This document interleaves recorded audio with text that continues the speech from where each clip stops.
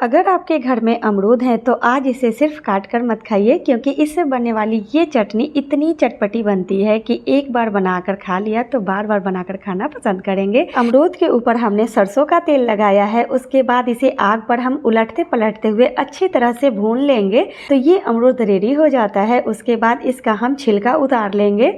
इस तरह करने से अमरूद में एक सौंधापन आ जाता है, जिससे चटनी बहुत ही ज़्यादा स्वादिष्ट बनती है। तो इस तरह से इसका छिलका हटाने के बाद इसे छोटे छोटे टुकड़ों में काट लेंगे। आप चाहे तो इसके बीज को हटा दे या बीज सहित भी आप इसकी चटनी बना सकते हैं। और अगर आप इसके सीड्स को हटा देते हैं तो चटनी बहुत ही ज्यादा स्मूथ भी बनती है। और अब इसमें डालेंगे घिसा हुआ अदरक, हरी मिर्च, लहसुन की कलियां, धनिया के पत्ते, लेमन जूस और स्वाद के अनुसार नमक। चटनी पीसने में प्रॉब्लम हो तो थोड़ा पानी डाल करके इसे हम अच्छे से ग्राइंड करेंगे तो चटनी तैयार है। वीडियो अच्छी लगी है तो लाइक करे, शेयर करे, बाद में बनानी है तो वीडियो को सेव कर ले और कमेंट में चटपटी चटनी जरूर लिखे। Bye bye and take care.